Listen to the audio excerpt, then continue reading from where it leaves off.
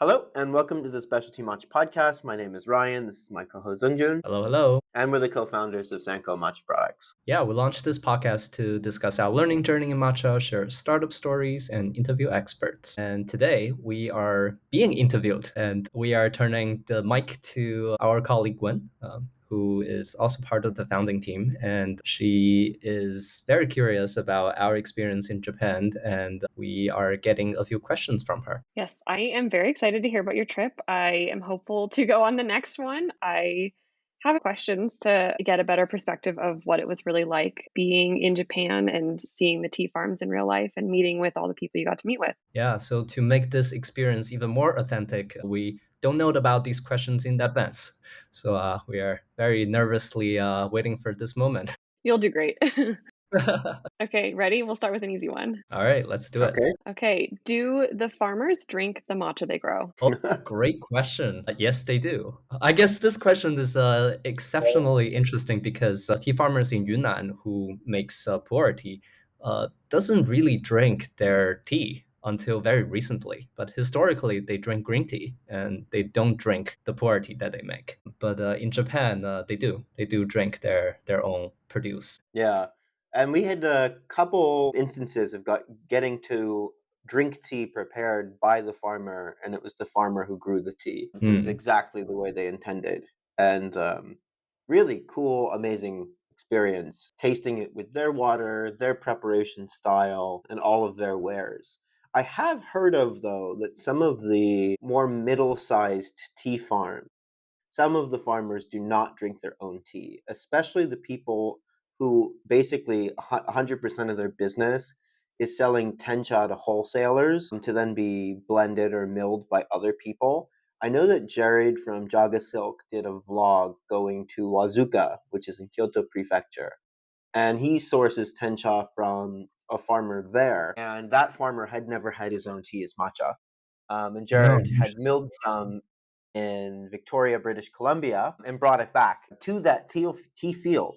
And it was the first time he had ever had that tea, which is a pretty wild story. I'd heard of that in like China, especially, where it's not so common, or at least historically, it's not been so common where farmers drink their own tea, typically because they're not the processors of it. But apparently, that's still some of the legacy supply chain for the farmers who end at the processing of fresh pick leaves or end at the processing step of aracha or at tencha.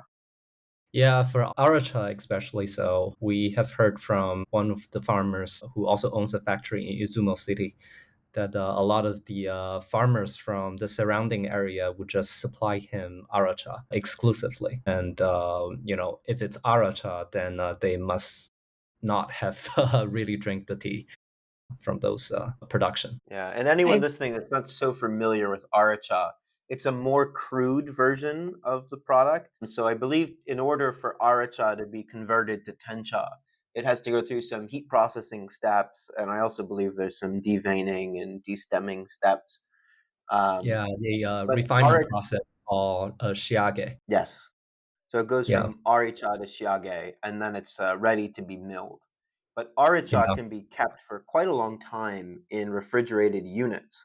There's a pretty new innovation in the broad scheme of the tea industry in Japan, where you can keep this aricha for years, and then it can get processed and finished. And we actually got to see some processing of aricha while in Japan, of Yes, we a did. factory that was in a different prefecture, but processing aracha from Kagoshima. Yeah, that was very interesting to watch. So you got to see a lot of the processing. Was there anything of the processing that you were surprised to learn or to see in person? We didn't get to see any direct processing from like spring material. We Okay. were before the third harvest, if some places were doing a third harvest. But we did get Yeah, to see all the equipment and walk through it. I'm just surprised how large these factories are. And we saw some smaller scale factories as well, but the large factories can move some serious volume. Even the small ones are really highly mechanized when you compare them to other tea growing regions of the world. and they were mechanized very early. For some of Yeah, the older tea houses, some of the machineries have very large portion of wood components. yeah. These machines were like made back in the 20s or the 30s. Very interesting. And very interesting that they seem to be all made from Shizuoka. Shizuoka seems to be like the mechanical or the technology center of Japan that supplies a lot of these bespoke made machineries for different size factories, like anything from a family run factory to a multi warehouse, large plant. They are all mostly, I would say 90% or above, are made by Shizuoka. I forgot the Yeah. exact name of the manufacturer, but it's a Shizuoka manufacturer. Yeah. And the other interesting thing is apparently, at least in Kyoto Prefecture, there are some land restrictions on the way Tencha factories or Sencha factories or all of these tea processing factories, the type of footprint that they can have based on just land considerations. And they're repurposing a lot of old buildings that used to be other type of industrial. So they kind of have to get all of this equipment to fit inside some existing building in some of these regions. And they were saying, it's almost an unfair comparison when you're comparing building a new factory in Kyoto Prefecture, whereas opposed to somewhere like Kagoshima, where the land is just completely flat. Like you can just build as big a box as you want. And you don't need to have the contents inside the factory kind of shifted around to meet your building requirement. That was interesting. I'd never heard anyone talk about that before until we Mm. were chatting with some people this trip. I've never heard of that either. Were there other parts of the matcha growing and processing that you learned about from things like shading or how they harvest? One thing that I would say most I've really never heard of anyone talked about is how Tetsumi actually works, how hand-picked matcha actually works. So instead of picking, usually people consider the most tender leaf is the top part, right? Like the bud and the leaf that follow right after the bud. But that's not true for matcha or tencha. Tencha picking, you're picking individual leaves that growing, stemming out off from the top part of the stem, and you actually want to preserve the bud so that the bud would turn into leaf again in second or third harvest. And we also learned that it's not the top leaf, but the bottom leaf that tastes more tender and more umami. Because they receive even less sunlight, so the amino acid is more concentrated. So that was Yeah, actually that very. was very counterintuitive. And then apparently they saved the first and second leaf in the bud for different picks like a gokero or some very high-end sencha. But using these, they're still young and tender tertiary leaves, but the fact that the ones further down the plant, the still young ones, but we're not talking about the mature ones, which are, very leafy and coarse and kind of rigid and much darker color. But the ones that are still young and tender at the base, Mm. very counterintuitive from everything you learn about tea processing for other types of teas. Yeah, like you almost need to unlearn what you have learned for Chinese tea to learn about Japanese tea. So the tea farmers that drink their own matcha, are they able to taste the matcha in between harvests to adjust fertilizing and light? A great No, question. I don't think so. And the best farmers only pick once a year. The more high volume places will pick two, maybe three times a year, maybe four. But that's, from what I understand, slightly less common. And these really large scale factories, we were asking them how they know when to pick, what kind of measurements they do. And apparently, they can directly measure the amount of chlorophyll in a leaf. So, like, they basically have mini labs, and it's highly analytical Yeah. actually, and they go Also, through and test. also from Shizuoka, like they would fly in these experts from Shizuoka to do all the testings. And they can like precision target fertilizer, or like they can control all this stuff by like actual like analytical chemistry, looking at the amino acid content in the leaves, looking at the chlorophyll level in the leaves, and doing soil samples. Very sophisticated Yeah, agriculture. very cool. On the on the smaller scale, one of the farmers that we were with tasting tea, we were there in August, I guess, and we tasted a tea with them, and it was the first time they were drinking this tea as matcha. Typically, it's very common for the matcha to undergo a resting period, or the tencha to undergo a resting period for a couple months. So, like, when the first part of the harvest is, you can separate part of the first harvest in the spring as shincha, or fresh tea, which is usually is a very grassy profile, but it's more of a seasonal offering. But then a lot of the good stuff gets held back and released in the fall, traditionally through a holiday in Chanoyu, or Japanese tea ceremony called Robiraki. So, like, a lot of the vendors that sell this very high-end tea, typically their matcha doesn't get released until September, October, November. Matcha seems like a perfect intersection between these super traditional farms that are generationally run and really advanced technology that's able to analyze the components of the leaf. True. Although they're different farmers. Those are different people Okay. for the most part, from what we Yeah. understand. It's really, really different craftsmanship by the end of the day. They are almost two different products. Yeah, it's almost hard to compare. Like, people who are doing insane volumes versus these smaller family gardens, which are largely hand-picked, harvested once a year in incredible terroir. It's like really hard. That stark difference, just in the amount of volume that they're doing. It's almost not even the same product in my mind now, having Yeah, seen it. Tasting it side by side, it's a different story. But like, the labor requirements and the amount of artistry and artisanship that goes in. The other stuff really feels like agriculture.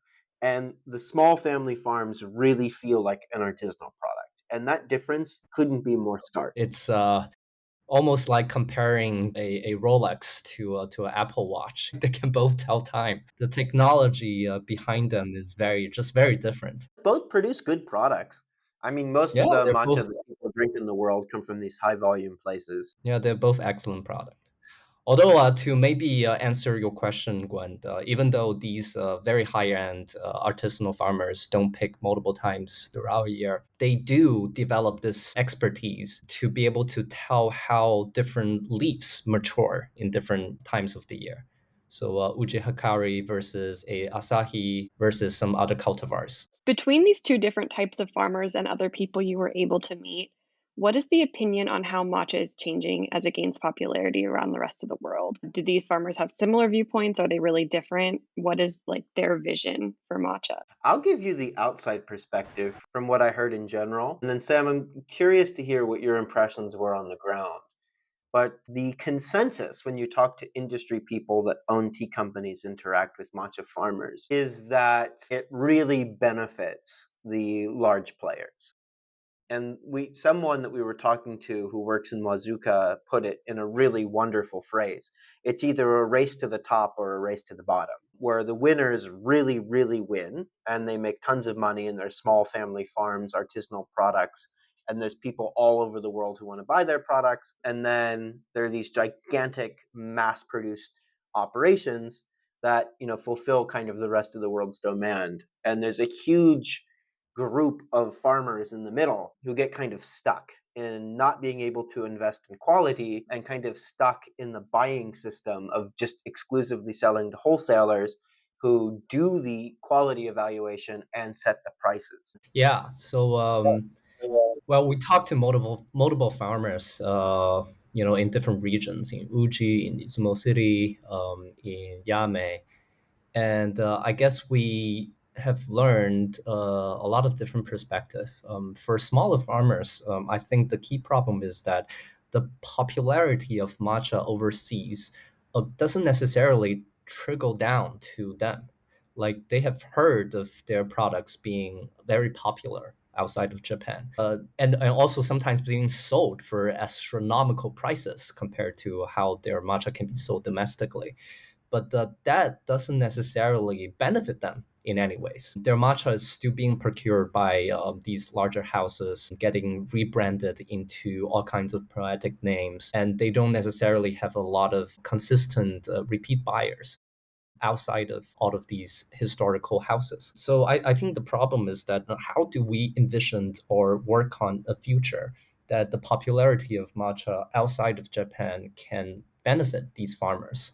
Alongside with the growth of the market, all these other larger tea factories, in other places, they are, I would say, getting very inspired by how flexible and how innovative all these, matcha brands outside of Japan are. So, like, they can like do basically anything, like anything from single origin to blend to all kinds of matcha mix, different milling mechanisms. They have the flexibility and they have the agency to be able to do so. But for these smaller artisanal farmers, they don't necessarily have the agency to accommodate these new growing needs outside of Japan. So there has to be some mechanism to help translate that popularity or that market growth into something that these farmers in Uji or in other places can grow alongside with us. Yeah, one of the things that Ian was telling us when we had dinner with him is that even the award-winning producers that are very famous,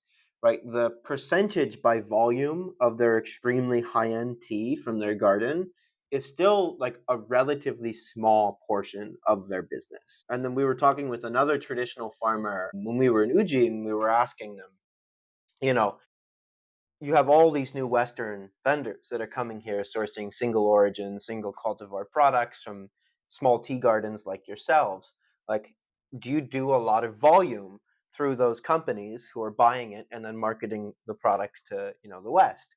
And they said no. So vast majority of our volume still is sold to wholesale. And so there's Yeah. actually quite a bit of supply that's available because these famous farmers who are all award winners actually still produce an incredible volume of matcha that is not being sold into what I'll call specialty channels that celebrate their product, their process, and their farms. Is there a consensus of what the future or what they hope the future will look like? I'd say there was a lot of pessimism, and we were like pushing, like trying to like pull out some optimistic threads. But I guess it's especially Okay. so for these artisanal farmers. Their concerns are mainly about labor. Young people just don't want to be working in this field. It's very laborious. It's very, very tedious and hard. And there's no guaranteed of profit year by year because the climate is changing so much. And you Yeah, see, harvest seasons. We've been told firsthand that harvest seasons are getting directly impacted by climate change, like getting yeah, pushed back further and further. Pretty interesting. pretty interesting. And all these empty lots just sitting out there growing nothing in Uji. That's very surprising. Like it's not a supply issue, it's a labor issue. No one is out there growing tea with all these tea gardens in Uji. And one of the tea farmers were even thinking about using these unused lots to like grow a lower quality tea and to turn that into cosmetic products so that it will be more profitable and attract more young people to come into the industry, which is very sad. Yeah. Like the creme de la When you creme. think about it, like everything is fighting them. Like everything is a fight. The labor is a fight. The cost of the things to fertilize it are a fight. The succession planning is a fight because no one wants to get into this industry, right? A lot of it's still sold at wholesale and getting blended in a way that you have no idea where it came from. Like there's just all of these like headwinds that they have to fight, and we're very lucky that a lot of these Western vendors, I think, are starting to tell the story of a lot of these farmers when they did. And they're like begging, knocking on their door, please sell me your tea so I can represent you and your family. Like it's so weird. It's all like there's just a lot of barriers, A lot of friction. a lot of friction.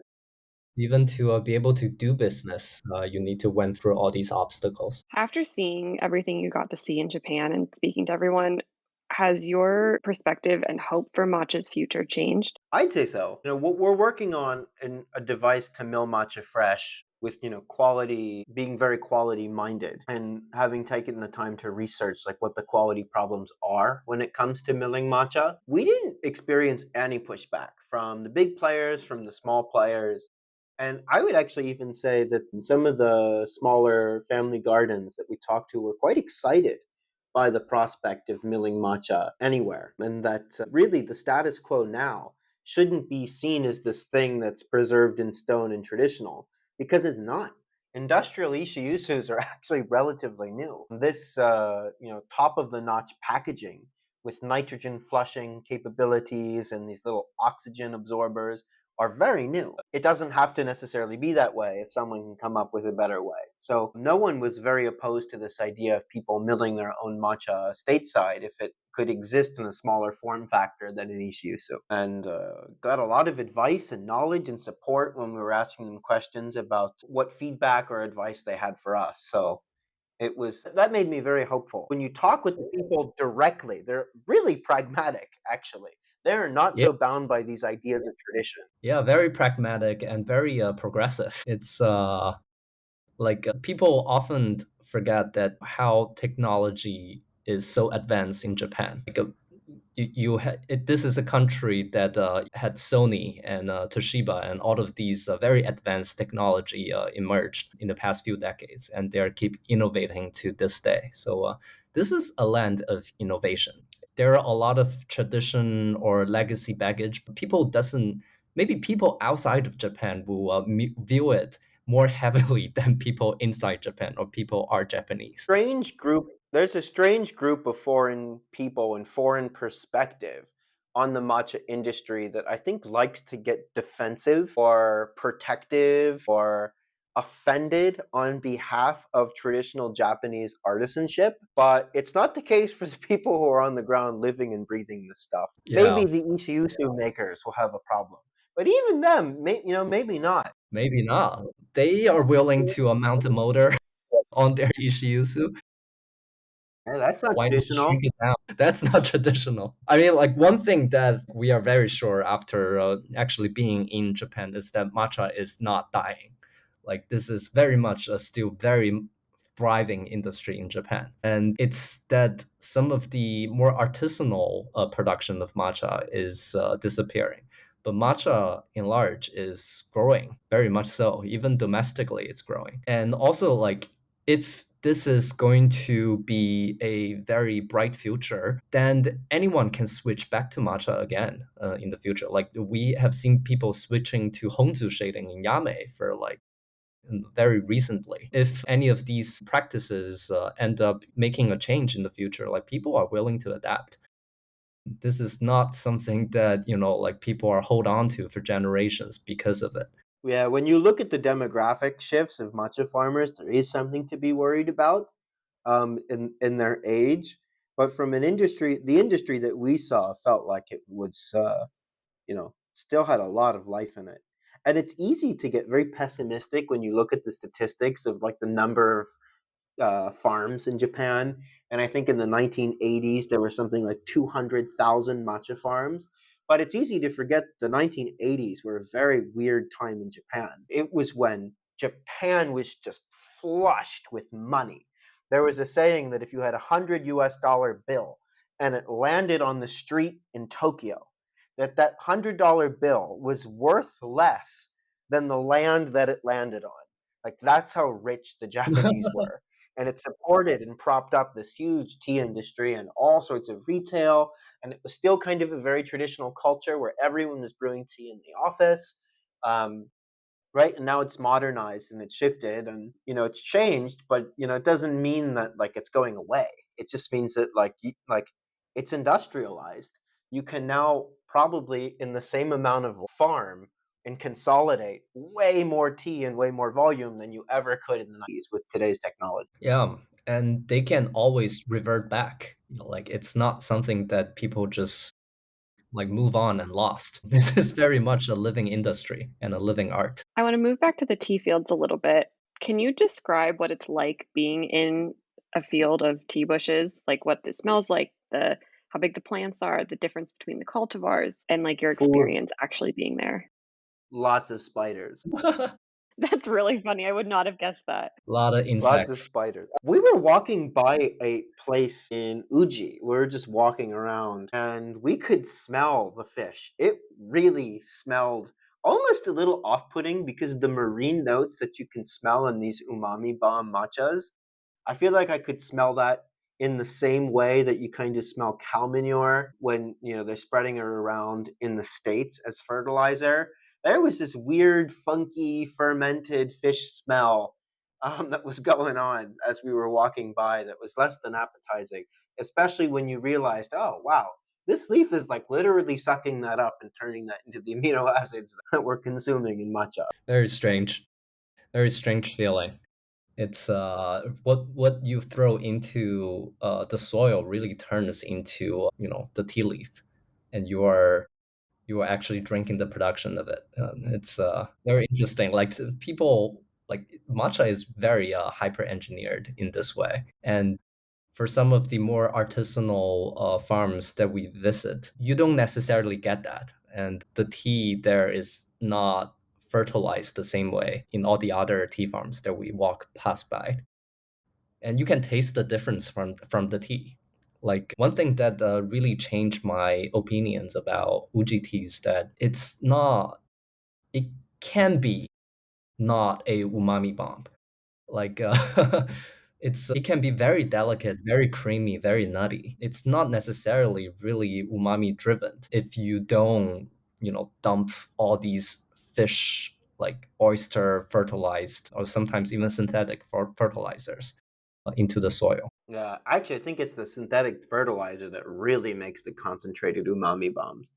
But all the tea that we had from the naturally fertilized small tea gardens in Uji, they were not umami bombs at all. You could really taste the cultivar, you could really taste a lot more complexity. Umami was a component, but it wasn't the component in a lot of Yeah, ways that you sometimes taste in a lot of blends. and for those naturally farmed tea, they look very healthy, Ryan. I don't know, like we have heard that this year is a very hot year, and a lot of these tea plants get sunburned and are dying. But for that farm that we visited, all of the tea bushes are very healthy. Like we don't see any dying bushes, and they're all just growing and looking very verdant. Yeah, very healthy. I think it's just meticulous garden management.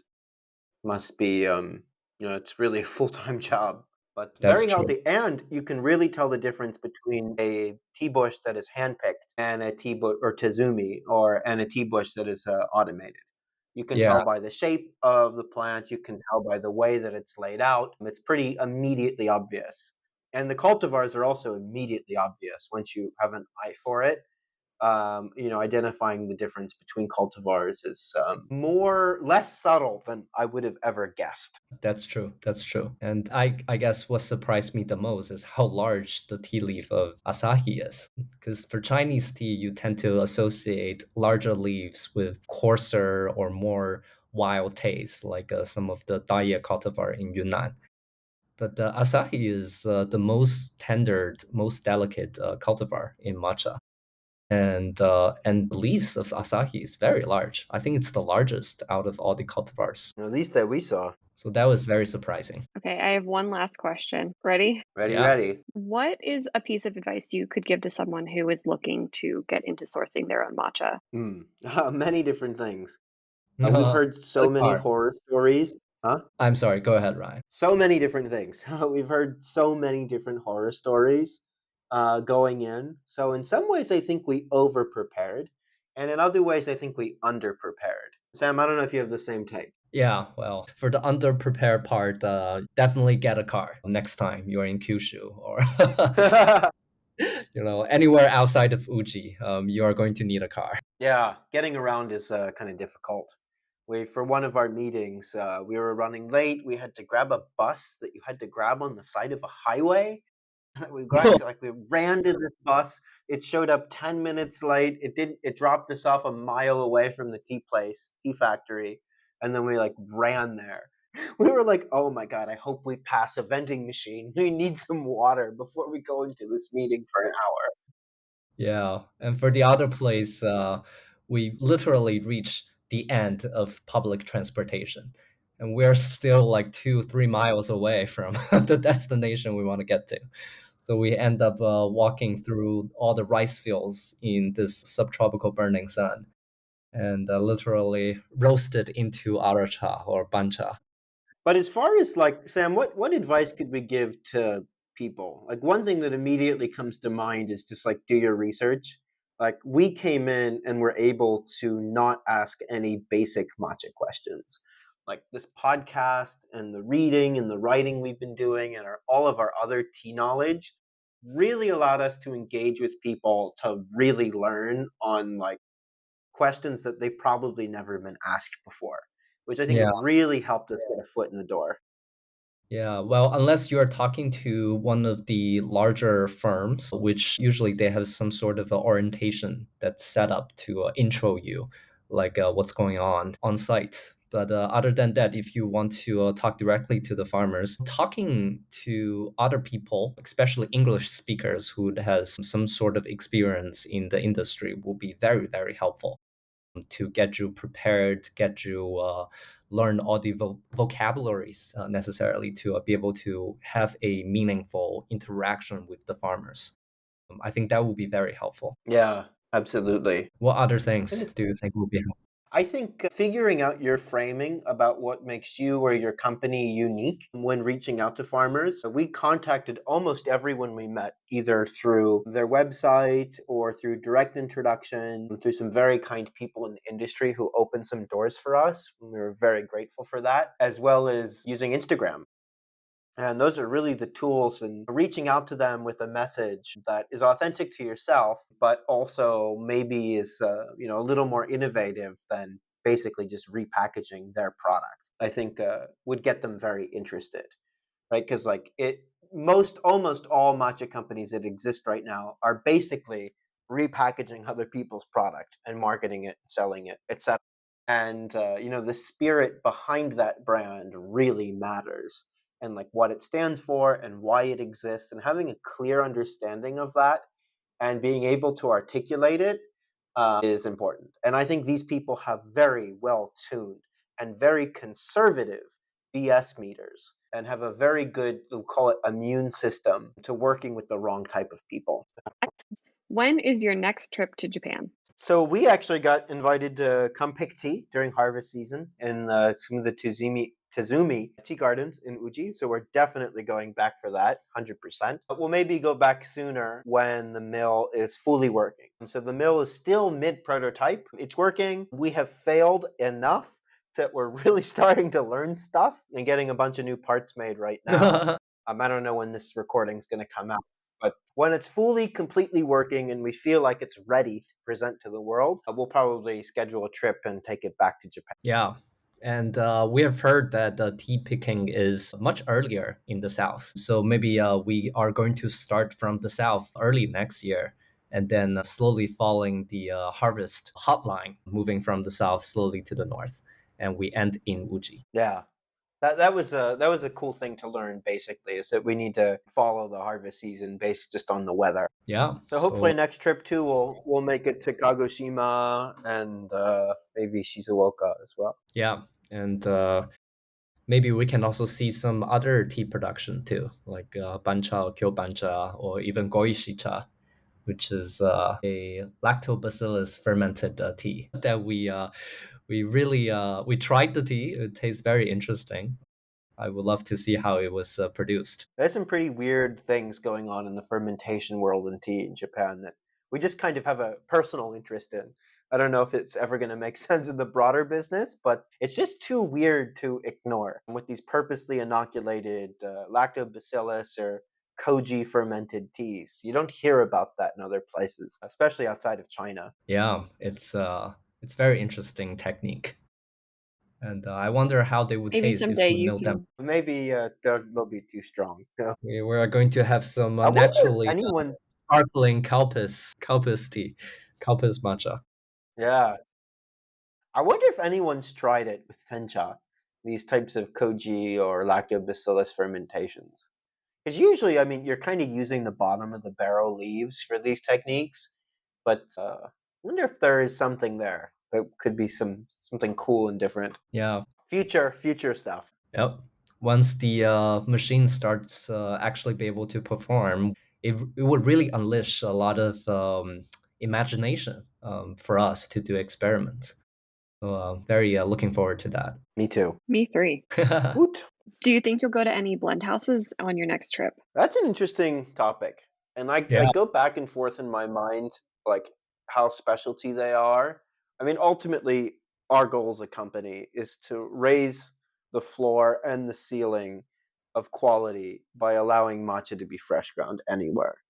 So, while I don't think they're necessarily in the spirit of specialty, that it is something that is an incredible cultural artifact of Japan and is evolving and has its own separate history.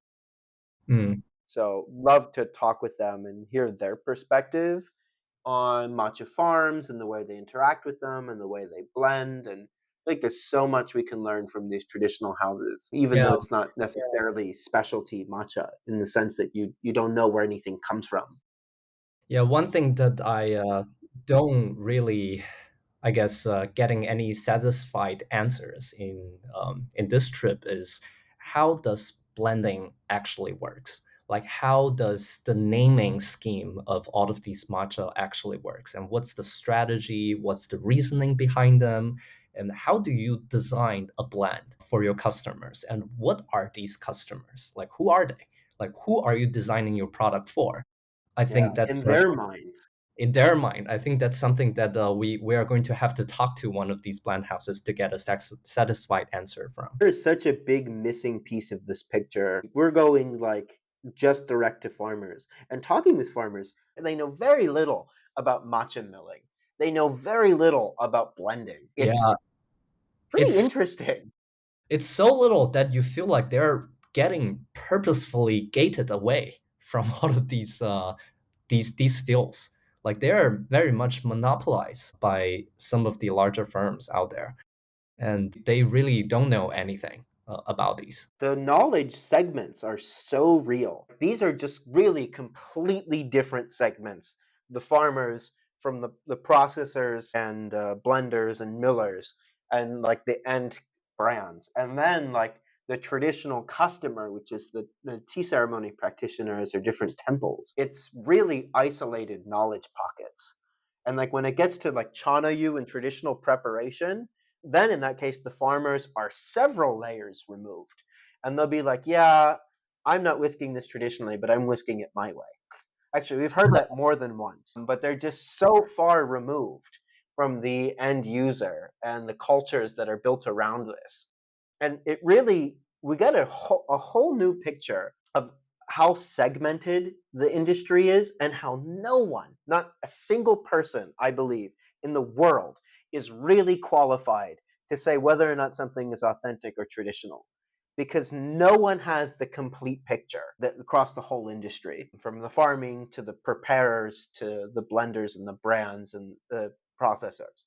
It's just really so segmented, and I feel kind of almost arrogant saying that, but you really get the sense that these knowledge pockets have existed for a long time, and people don't necessarily know what or why the other group is doing what they're doing. That is very true, especially when you're talking about tradition. Like, what tradition? Like, are you talking about the tradition in Meiji period, in Edo period, or anyone like before that? Like this is really a ever evolving and changing industry. And before I bet Ryan, like a lot of these segmentation are rooted on the historical hierarchy of Japanese society. Like the producers, the growers, and the retailers or the manufacturers and the end user of matcha are or were just from different classes historically. So I bet that that's probably the root, and that somehow gets cascaded down to the modern society. Yeah. It brought such clarity seeing all of this, and we have a huge missing chunk with the traditional blend houses missing in our knowledge and knowledge structures currently. But I really dislike this top-down positioning of traditional and authentic because no one is qualified to make this statement. It's really it's very energizing to me actually because it's very firmly putting things into a very rigid box by people who really do not have a full understanding of any of these segments that produce these things. It drives me up the wall. Yeah, well, let's talk to them. Let's engage conversation with them. Like something that I guess learned from this trip is that sometimes you just You just need to ask. You go there and the people are actually very open sometimes. You get a meeting and they are actually are willing to share a lot of information with you. So let's plan for that for the next trip. Yeah, absolutely. On our own learning journey, and we'd love to share it on this podcast. And if anyone listening has any strong opinions on any of these topics or disagrees, please reach out. We're really we're strong opinioned, but very open to having our minds change with new data or new perspectives. Yeah. So Or if if you our know viewpoint is any, the same in a year from now, shame on us. yes, indeed. Or if you end up knowing any of these plant houses, and like if you're willing to give us an intro, we'll be very grateful. Yeah, and we'd love to learn from them in the most respectful way possible. Like we really would like to learn this industry, the depth and breadth. And it seems like it will be the hardest place to crack into, but we would love to get a better understanding of what's going on for what is such a historically and currently important part of the industry that feels very black box. Very much so, even for a lot of people in Japan. Yeah, a lot of the farmers, we were asking them blending questions or naming questions about like, what does Hatsumakashi mean? And we heard the same thing over and over. We have no idea. There's got to be some reasons. Like things Yeah, don't we need just our first. come out from the blue. I think our first blend that we create for the Sanko brand needs to be, this is not Hatsumakashi. Or Hatsumukashi, like Hatsu means like the beginning or the first. Like I think that would be a very suitable name. Hatsu. uh, Anyway, I think it's a fine place to end. yeah. So thank you so much for listening. If you enjoyed this podcast, please consider rating this podcast and subscribing wherever you listen to podcasts. Really helps, especially in discovery, so that other people can find this podcast when they're searching for matcha-related topics. We really appreciate your listenership, and we'll see you in the next one. Thanks. See you in the next episode. And thank you, Gwen, for all the great questions. Thank you. See you. Bye.